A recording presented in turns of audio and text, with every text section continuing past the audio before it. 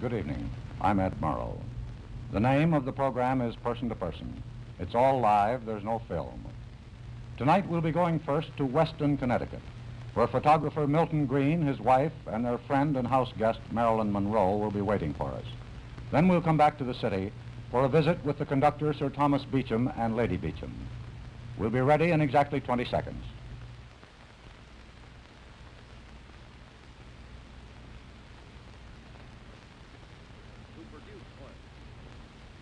Long distance, Maine to Florida. The American Oil Company, the drillers who produce oil, the scientists who refine it, the seamen who transport it, the men who deliver it, and the Amoco dealers who serve you, all the Amoco people calling you person to person.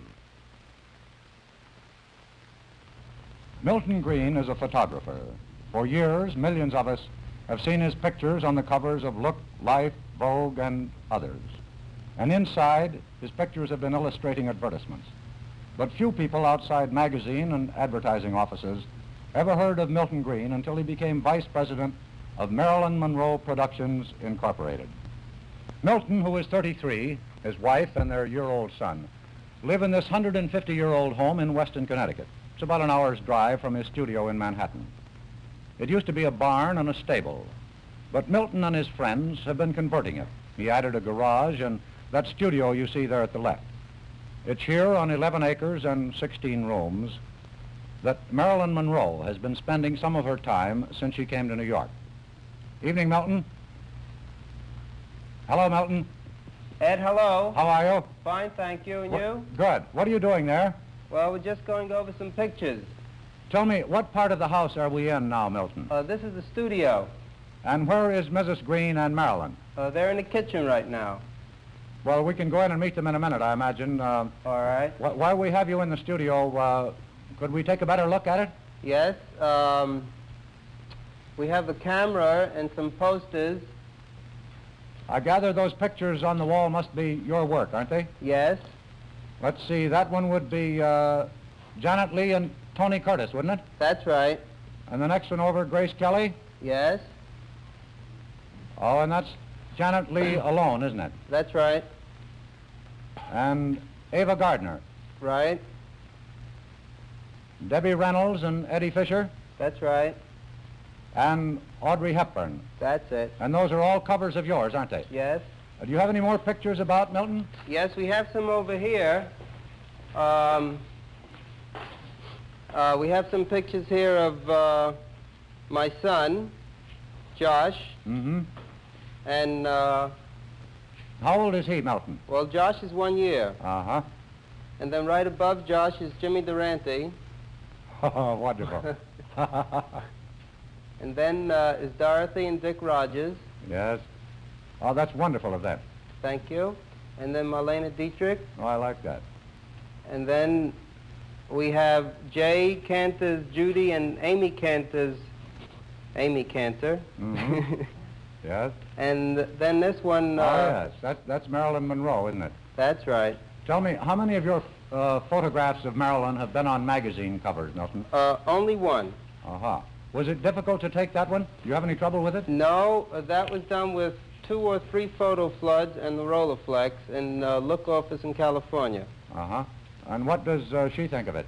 Well, why don't we go inside and ask her? All right, good. Milton, tell me, did you study photography at school? Yes. And what sort of camera did you use when you first started taking pictures? It was a Kodak that my sister had. An old-fashioned collapsible one, was it? Yeah, with a leak in the bellows. Ed, this is my wife, Amy. Good evening, Amy. Marilyn. Good evening, Mr. Murrow. Good evening, Marilyn. How do you do, Mr. Murrow? Marilyn, I was asking Milton what you thought of that Look cover that he did of you. I liked it very much, although I like most of Milton's pictures. Uh-huh. Well, now, your picture has been on the cover of almost all popular magazines, hasn't it? No, not the Ladies' Home Journal. That you would like, would you? Yes. Why? Well, I used to long for it. I used to appear on, when I was modeling, on men's magazine covers. such as, I don't know, squint, peep, take a peep, all those things. But not the ladies' home journal. No. Marilyn, tell me, how did you three meet? Well, I met in California. I really met Milton first.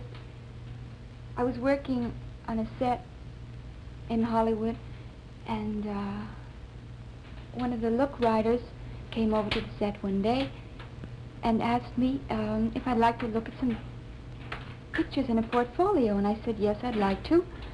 And I saw the most beautiful pictures I'd ever seen.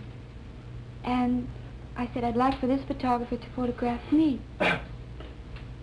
And he says, well, here he is. And I turned and looked, and I said, but he's just a boy. And what did you have to say to that, Milton? well, he's just a girl. Comedian. Amy, that looks like a large dining room and kitchen. Are you the cook? No, I'm not. We have a wonderful girl by the name of Sadie Ingram. She's not with us tonight. But we're very proud of this kitchen, Ed. Milton built the table. With the help of Kurt.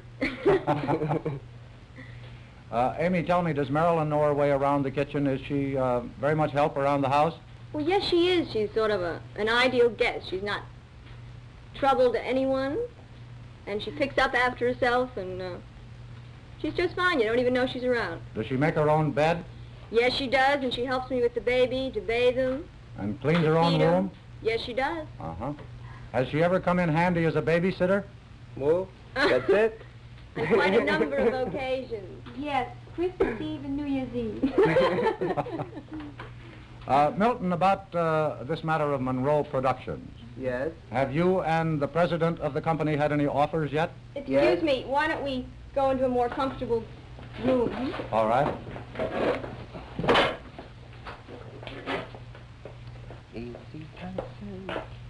Where are we going now, Amy? This is our den Uh-huh. with the books and television set and a nice warm fire. It's chilly tonight. Mm.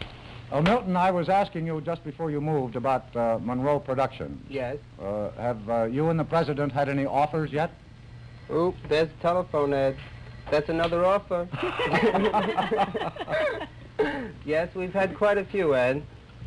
We had some for TV and the theater, in Europe and here, movies, books, real estate. But you haven't decided on any one yet, is that it? No, we're got a few things in mind, but nothing definite as yet. Marilyn, tell me, what's the basic reason for this corporation? Primarily to contribute to help making good pictures. Well, would it be fair to say that you got rather tired of playing the same kind of roles all the time and wanted to try something different? Well, it's not that I object to doing musicals or comedies. In fact, I rather enjoy it. But I would like to do also dramatic parts, too. Mm-hmm. That covers it. Amy, are you in the corporation, too? No, I'm not. I sort of take care of Milton, who's very important, and Josh, Mhm. and Marilyn. That's even more important, isn't it, Josh? Yes. He's sound Marilyn, asleep, by the way. Marilyn, what's the best part you ever had in a movie? Well, one of the best parts I've ever had was in the Asphalt Jungle, John Huston's picture, and then 7 Year Itch with, well, Billy Wilder's picture. You think that's going to be a big one, too, don't you? Pardon? You think that's going to be a big one, too, don't you, the 7-year itch? Yes, I think it'll be a very good picture, and I would like to continue making this type of picture. Well, now, what's the smallest part you ever had? 2 I can think of. One in a picture called Ticket to Tomahawk. Yeah. I had one word. Well, not exactly a word. I said, And then, Got a house, got a head. got a who's got a hey. Was that all you had to say? No, in a picture called Scudda Who Scudda Hey, I had one word to say. I said, hello. but it went fast. In fact, they cut it out. Who's helped you most in your movie career, Marilyn? Well, a number of people have contributed greatly. I think when John Huston wanted me for the part in Asphalt Jungle, and I think when Billy Wilder wanted me for the part in 7-Year Itch, I think that was very important. Also, working with my coach, Natasha Lytess, she's helped me very much from the very beginning. And I also got a great deal from attending classes with Michael Chekhov. I notice you mentioned 2 directors. Have you found Huston and Wilder important to you? Yes, very much so. Well, Marilyn, now that, how do you mean important? I mean, do you play a part in order to impress them or please them? Definitely. I think when you have a very good director, of course you... In fact, I think the story is very important. But even personally, more important to me than the story is the director, because the director usually has a good story. A good director usually has a good story.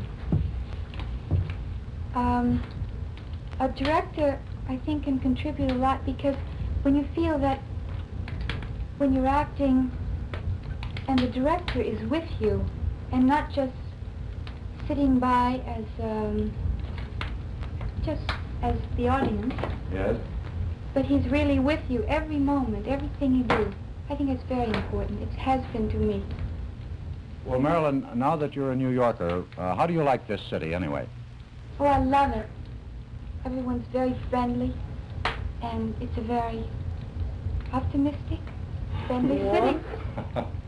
How do you like Connecticut? I like it. It's the first time I'd ever seen the woods. And I love to walk in the woods with the dogs, and I enjoy it. Where are the dogs? Well, are you always recognized wherever you go in the nearby towns and in New York? No, not really. I can put on an old polo coat and no makeup and get along pretty well. Is that right, Milton? What's that? Is that right, that she can go about without being recognized? Well, sometimes it seems that way. Other times, Oh, the funny thing was, remember that day in the taxi oh yes, cab? that's right. It was when she came to do the window scenes for the 7-Year Itch. Yes. And we were depositing her back at her hotel, and there were about 5 million people outside. And the taxi cab driver turned around to the 3 of us, Marilyn in the middle, and said, "Hey, you know who's in there? Marilyn Monroe." Marilyn, I saw some pictures of you the other day riding an elephant at the circus. Did you have fun? Oh, I loved it. It was wonderful. It was a pink elephant. Uh-huh. Did you have any practice before you rode it? No, I hadn't, but I enjoyed it very much. I became quite fond of the elephant. He was very nice. And the people were wonderful. All the crowds and everything. Especially the ones way up in the back. Yes, that's right. I was telling Amy before about the people up in the balcony, way up in the far, far balcony. They were especially friendly. But I think it meant a lot probably because I hadn't been to a circus as a kid. Mm-hmm. And I like circuses. I think we all do. Thank you very much, Milton, Amy, and Marilyn, for letting us come and visit you in your home in Connecticut this evening. Good night, Thank Mr. you. Merrill. Good Good night. Mara. Good night. In just a moment, we'll be taking you for a visit with Sir Thomas and Lady Beauchamp. Don't you worry, ma'am. I'm here. I'll protect you. Yes, sir. The bold men of the early West put a Stetson on their heads, clamped a .45 in each fist for double protection, and prepared to live longer. Hi. I'm Bob Dixon. Don't be afraid. But times have changed just a little bit. You see, double protection 1955 style helps your car to enjoy longer life, too.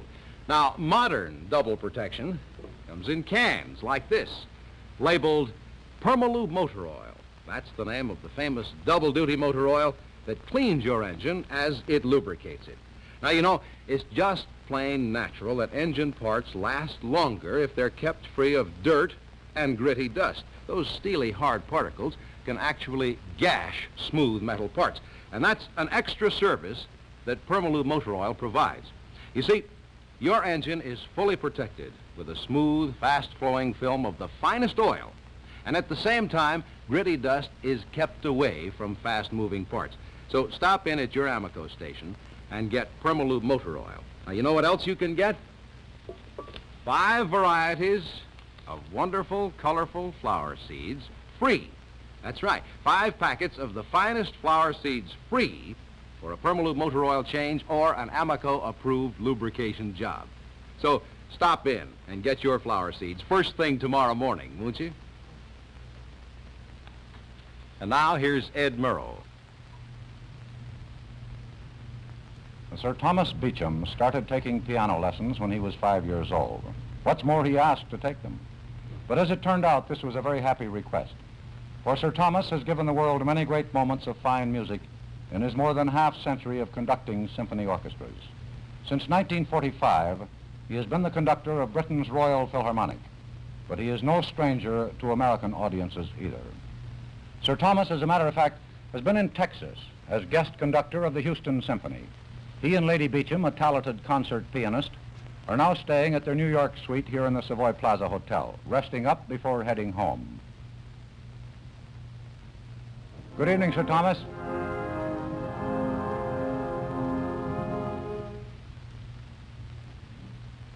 Good evening, Lady Beecham. Good evening, Mr. Morrow. Good evening, Sir Thomas. Good evening, Mr. Morrow. And happy birthday to you, Lady Beecham. Thank you. What was that you were listening to just as we came in? It was part of the Delius piano concerto that I recorded with my husband and the Royal Philharmonic Orchestra. Oh, yes. And we've played it together, I may say, on a very interesting and historic occasion. It was a broadcast studio performance, CBS, and on the day that Russia entered the war and Mr. Sir Winston Churchill made his announcement over the wireless, the world, incidentally interrupted our program in order to do so. Sir Thomas, I know that some irreverent admirers call you Tommy, and that some of your musicians call you Governor. Do you care what you're called? No, I've been called everything under the sun. Perhaps the most interesting example of that was an experience I had in this city when I was conducting many years ago the New York Philharmonic Orchestra. In those days they had an elderly baggage master, and he was unacquainted with the status of a British baronet, so he addressed me as Your Grace. I then informed me that only archbishops in my country were so addressed. After a week or so, he descended to the Lord, and I also informed me that only members of the House of Lords were so addressed, and I had no intention of becoming one of them. Then he went further down the social scale to Sir, and remained there for some time. On the last evening of my visit, I was walking up the steps that go to the artist entrance of Carnegie Hall, and on the top was my old friend, who beamed down at me, and as I reached the top step, he said, "Well, how goes it tonight, old top?" Then you had been fully accepted, hadn't you? Facilis descensus, as Virgil said. Sir Thomas, I know that you're just back from Texas. Were you impressed? Oh, I was very impressed, particularly with the people, who were uniformly hospitable and charming. There was one mild drawback. I couldn't take any walks, because I never went anywhere for 20 yards without bumping into an oil well by way of obstacle. So I then returned to the hotel. Sir Thomas, have you observed many changes in this country since the first visit you made here? Oh, indeed I have. I remember this very point where we are now was the northern end of New York City. I remember when there were no hotels north of 20th Street. I remember Los Angeles as a village, Houston as a hamlet, Detroit as a small town. And there was one skyscraper of about 18 stories, somewhere down the city. Well, Lady Beecham, as a pianist, you must have had occasion to perform under the direction of your husband. What's he really like as a conductor? Well, I think he's wonderful, both as a conductor and in every way. So you don't desire to play under any other conductor? Well, I would be rather stupid, don't you think? Did I so desire? She's prejudiced in my favor. Lady Beecham, how have you been celebrating your birthday today? Very well, thank you. It's been a very good Friday birthday. It began at 5 o'clock with masses of my favorite perfume for my husband. And then, as you know, you invaded us, our apartment, with your colleagues. We had a jolly lunch and lots of champagne, I'm glad to say. And then we hiked off and we paid our income tax. Isn't that right, Dolly? Well, I hope we did. I'm not quite sure. Well, Sir Thomas, was your meeting at the Revenue Bureau a friendly one? Very cordial on my side. I won't answer for the other person. Did they have that special pen for you that you used to sign your return? Oh, they offered me a pen, but it's scrawled, and I couldn't use it, so I had to borrow that from my wife. Lady Beecham, I suppose you'll enjoy going home after all your traveling, won't you? I shall love going home. We always do. Yes, Mr. Morrow. You have some pictures, I think, of your relatively new home, isn't it? Yes, it is. We've only been in there since the autumn, the fall, and we're going to enjoy it very much, I'm sure, because the flowers should be out. This first one shows the house. It's a very comfortable house. The garden is its a special beauty. Very old cedar trees and new hedges and flowers. It's down near the New Forest somewhere, isn't it? Yes, it is. It's 2 miles from the sea at Lymington. It's near Yes. Brockenhurst. Incidentally, we hope to entertain there this summer a lot of your men. My son is helping organize the first Anglo-American intercollegiate sailing team. They're coming over. Oh, yes. I think I have the title right. Sure you I'm have. not quite sure. But they Oh, will be well. sailing at our club, amongst many others. We're looking forward to it very much. And they'll stay with us. And then the next picture is my husband's workroom. And he thinks he's a very fortunate man to have it, because it has everything to hand, his books and his piano and his gramophone records and his gramophone and his dictaphone. And there it is, and he can just step out of his windows and doors into the garden. It's wonderful. Sir Thomas, what are you planning to do in those 3 months at home? Writing 2 books. 2 books. 2 books. And what will they be about? Well, very personal mainly, which reminds me of a meeting I had in the British Dominion of a certain English artist, a singer. I was surprised to find him there. I said, "What are you doing here?" He said, "Oh, I'm singing a bit." I said, well, "What else?" "Oh, I do a lot of talking," he said. I said, "Talking?" He said, "What do you talk about?" He said, "Well, mostly about myself." My books take the same line, I'm afraid. Sir Thomas, I've heard you accused of finding music fun. Is that true? Heaps of fun. Be a very dismal, depressing affair if it weren't fun. I'm quite aware that's not fashionable in this country to look happy when you conduct or do anything in the arts. You have to be tortured and miserable and depressed and down in the dumps. They then take you very seriously and think you are a genuine artist. I don't share that view. Are there any special demands you make of your musicians? Only 2 essential and fundamental demands with an orchestra. I demand that they should begin together and end together, because the public recognizes that only. As what's in between is of less consequence, because the public loses interest after a short time and doesn't follow with concentration and much interest. Well, sir, I suppose you must have a good memory for music. Oh, fair, you know, fair, yes. I call it, Mr. Morrow, a positively indecent memory. Well, Sir Thomas, haven't you ever had one of those momentary lapses when you get up there on the podium and everything goes blank? I shouldn't say exactly blank. No, blank is too strong a term. I sometimes forget which piece I'm about to begin with. I have been known to start an opera under the impression that it was another work. I quickly recover, however, from that illusion or delusion, very forcibly indeed, when I hear the sound proceeding from my orchestra. Sir Thomas, I know you're composing and arranging some music to play at the Bath Festival. Lady Beecham, do you think we could persuade him to play just a little of that music? Well, he did tell me, as it was my birthday, that he would do those things that I asked him. So I think I could hold him to that promise. Good. Will you please? I ought to say arranging is not the term that my colleagues in England approve, Mr. Murray. They call it deranging. I play a few bars only, and darling, will you stop me when you think you've had enough?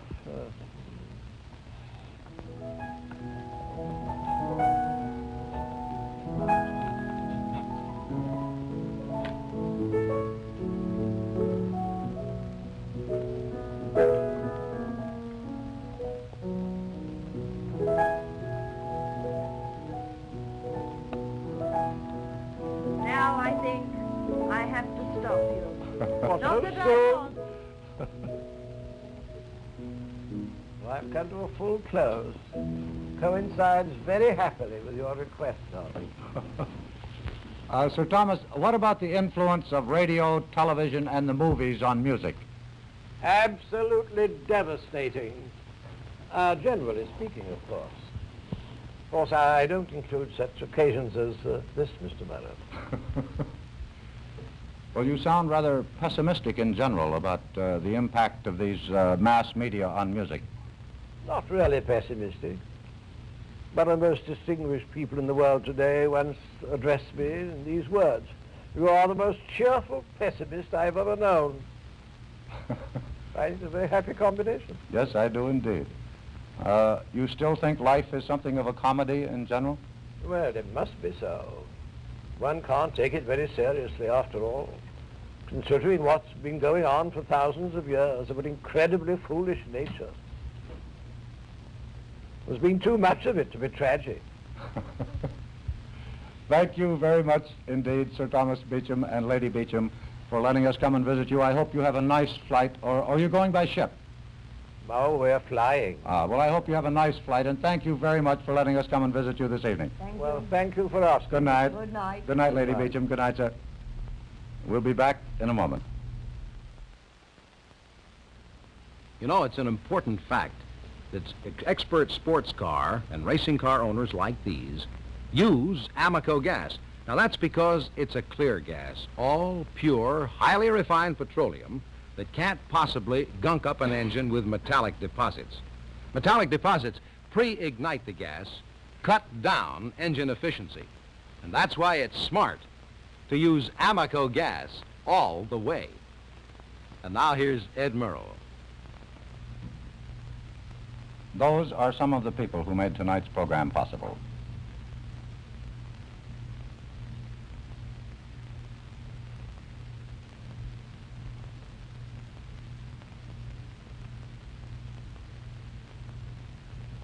Next week, we will be visiting with Sophie Tucker and Judge Harold R. Medina of the U.S. Court of Appeals. And now, from person to person, good night and good luck.